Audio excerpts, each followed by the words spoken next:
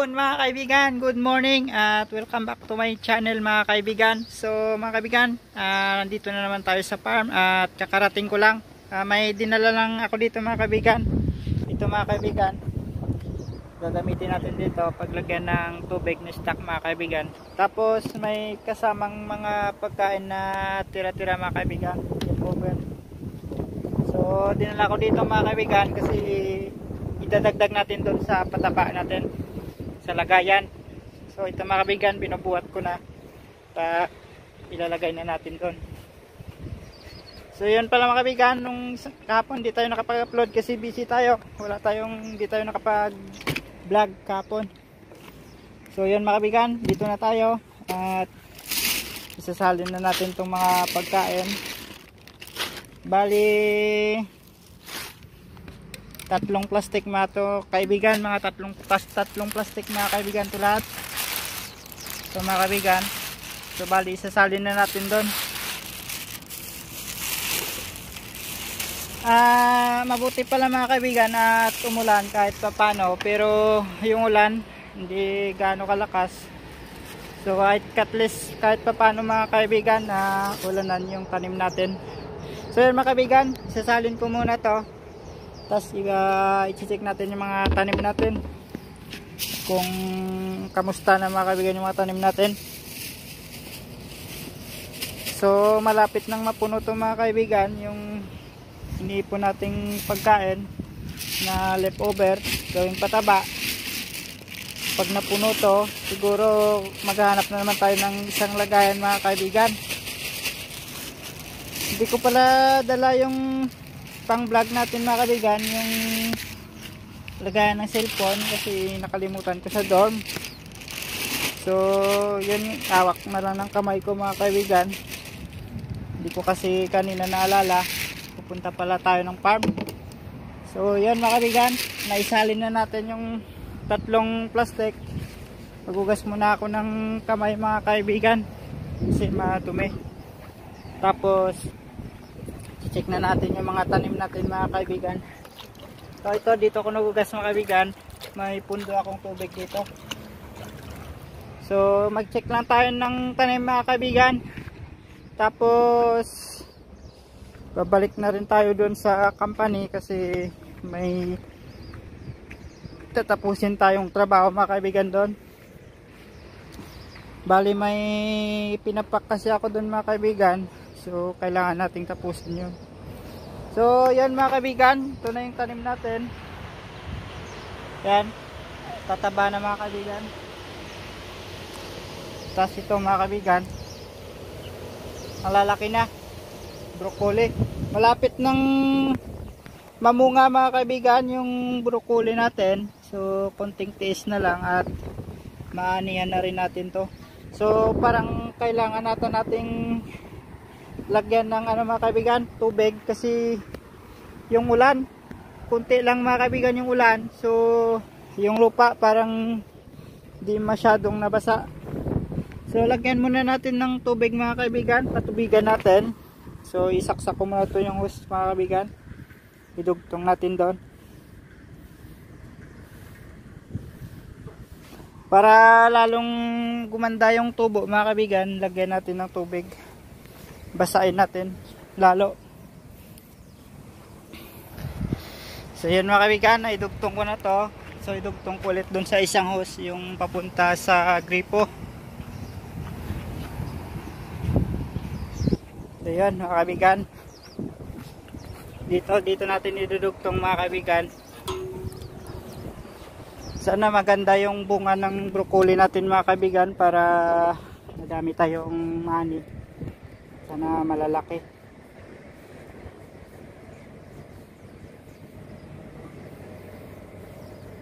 So yun mga kaibigan, dugtong na natin. Ito mga kaibigan, dugtong na natin. So iyan muna natin doon. Tapos bubuksan na natin yung gripo mga kaibigan. So yun. Bali bukas pala mga kaibigan, doon tayo magtatrabaho sa factory sa labas kasi malago na naman yung mga tawag doon mga kaibigan, mga tanim natin doon. malago na naman. So kailangan nating putulan na naman. Tas baka next week dito tayo ulit. So yun mga kaibigan, ito yung inanihan natin nung last. At may uod-uod mga kaibigan, kunti. Mamumulaklak na ata ito mga kaibigan. Yan mga kaibigan. Tas yung kamatis pala natin mga kaibigan, ang daming bunga. Yan mga kaibigan, oh, ang daming bunga ng kamatis natin. So tingnan nyo mga kaibigan, daming bunga. Ang liliit. Prutas ng Taiwan mga kaibigan. Picture natin mga kaibigan para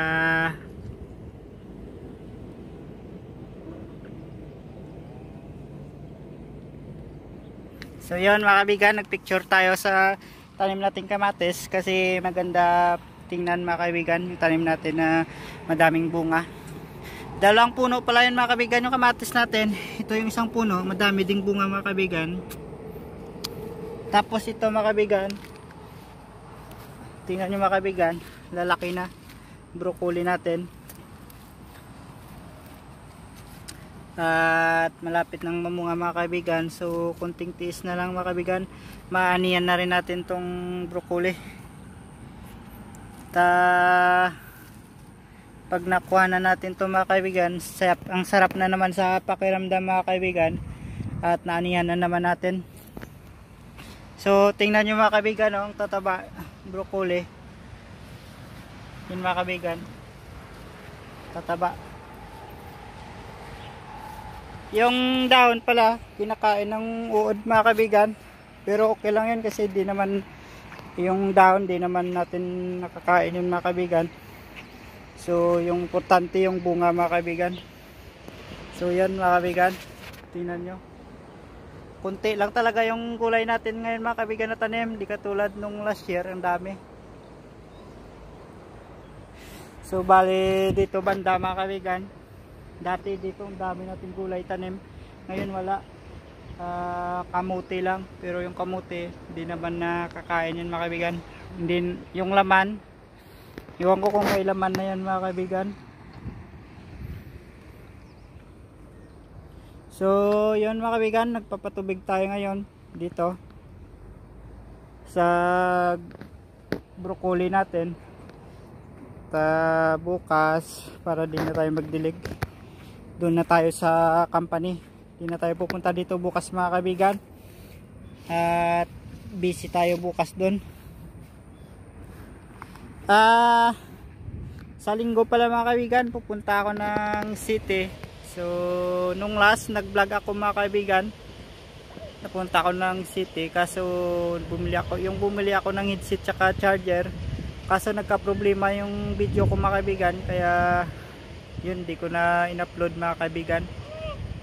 So yun mga kaibigan, at hintayin natin tong isang punla na matubigan lahat para ilipat natin yung hose.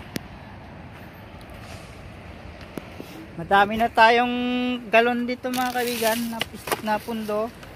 Tingnan nyo, meron pa dun. Yun.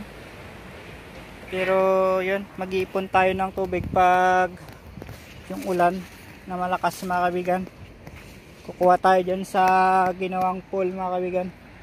O yun pala mga kaibigan, may hinog na yung natin, yung passion fruit. Ito, nahulog na. May hinog na mga kaibigan, so kunin na natin to. At buti at napunta tayo dito ngayon. Ito mga kaibigan, hinog na o nahulog. So buti pumunta tayo mga kaibigan kasi hindi na tayo makapunta dito sa Linggo. Tingnan nyo mga kaibigan, oh, ang bunga niya, oh, lalaki. Lalong lumaki pa lalo. Daming bunga mga kaibigan. Pero isa pa lang yung yung pangalawang bunga na to mga kaibigan. Yan mga kaibigan, pahinog pa lang yung iba. So may isa tayong nakita mga kaibigan, hinog, nahulog na mga kaibigan. So yun mga kaibigan, at ilipat na natin tong hose na yung tubig sa isang punla. para matubigan na yung pangalawang punla mga kaibigan. Bali yung taka ng tubig din mga kaibigan, yung pool ginawa, wala pang tubig mga kaibigan kasi yung ulan dito mga kaibigan di gaano kalakas, ambon-ambon lang. So hindi siya hindi tawag doon mga kaibigan, yung kulang na kulang, hindi sapat mga kaibigan. So wala, bakante pa rin yun. May sinasabi ko mga kaibigan, yung kulay red na yon, yung pool na yung ginawa, wala pa rin tubig yan. So ito mga kaibigan, nagdidilig na ako, dinidiligyan ko na para lalong tataba mga kaibigan. At na-feel ko na mga kaibigan yung bunga nito, lalaki, kasi ang lalaki ng puno mga kaibigan. Ang ganda ng tubo mga kaibigan ng broccoli natin ngayon. So mas magandang bunga nito, malalaki din. Pag nakita to ng boss ko na malalaki yung puno, siguro sabihin niya, baka sabihin niya dapat dinamihan ko na sana yung bili. Kunti lang yung bili niya kasi mga kaibigan eh. So wala, kunti lang talaga yung tanim nating gulay ngayon. Nung last na ganit pala tayo mga kaibigan, yun binigay ko doon sa boss ko. Yun, kinuha niya naman mga kaibigan, kasi masaya siya kasi unang ani ng gulay natin. Yan mga kaibigan, yung sinasabi ko, ito kung chai. Yan, kita niyo yun mga kaibigan, dinidiligan ko kung chai. Masarap yun mga kaibigan eh. Gustong gusto ng amo ko yan. So inanihan ko niya nung last week mga kaibigan. Last week ba yun? Ay hindi pala, nung Martes na tayo mga kaibigan tayo nag-ani, Martes. So yun, nung hapon akala ko hindi na darating yung amo ko, dumating alas maghapon na mga kaibigan. So yun, kinuha niya naman mga kaibigan. So yun mga kaibigan, dito na tayo sa pangatlong punla. Ang lalaki talaga ng puno ng broccoli mga kaibigan, tingnan nyo. So mga kaibigan, mas lalo na to, laki ng puno. Ang ganda ng tubo niya mga kaibigan. Masarap sa pakiramdam mga kaibigan na nakita mo yung tanim mo na ang ganda ng tubo, tapos nakakawalang pagod mga kaibigan. So sana maganda, tuloy-tuloy na tong tubo niya na ganito hanggang maanihan natin ang bunga mga kaibigan. Katapos pala nito mga kaibigan, maanihan na, wala na tayong gulay dito mga kaibigan na anihan. Bali yun na lang ang pabigan, kamuti na lang, talbos. Pero di naman masarap yung tanim natin na kamuti mga kaibigan, kulay violet. Yung dahon niya mapait. Iba yung mga kaibigan, yung inaani dyan buong laman mga kaibigan, hindi dahon. So ngayong araw pala mga kaibigan, maaraw, katulad sa hapon na makulindi, malamig. Ngayon malamig na maaraw. Kaninang umaga umulan naman mga kaibigan, kaso hindi gaano kalakas, ambon-ambon lang. So yun mga kaibigan, dito na tayo, dilig na tayo dito. So mga kaibigan, yung natira ditong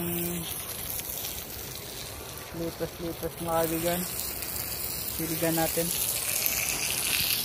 So yan mga kaibigan, tapos na rin tayo magdilig mga kaibigan, at isasara na rin natin yung gripo ng tubig. Yung kamatis mga kaibigan, ang ganda ng bunga, ang dami. So sana hindi makain ng uod yan mga kaibigan, insekto, para hanggang mahinog. Madami tayong maani din mga kaibigan. So yun mga kaibigan, i-check natin mamaya yung tanim nating iba, pati yung bunga ng mangga. Check ko rin mamaya mga kaibigan bago uwi. Mamaya may nahinog na. May naani tayong dalawang hinog dun mga kaibigan. Kinain ko na yun mga kaibigan, inulam ko sa kanin. Sarap iulam sa kanin mga kaibigan. Hinog na hinog, yung tamis. So yun mga kaibigan, no? Inulit ko dito sa isa kasi parang di na diligan masyado natin. So mga kaibigan, ang tataba talaga ng broccoli natin mga kaibigan. At sana yung bunga niya malalaki din mga kaibigan, para naman sulit yung ani natin mga kaibigan. Tapos yung pinaghirapan natin sulit din yung sukli mga kaibigan.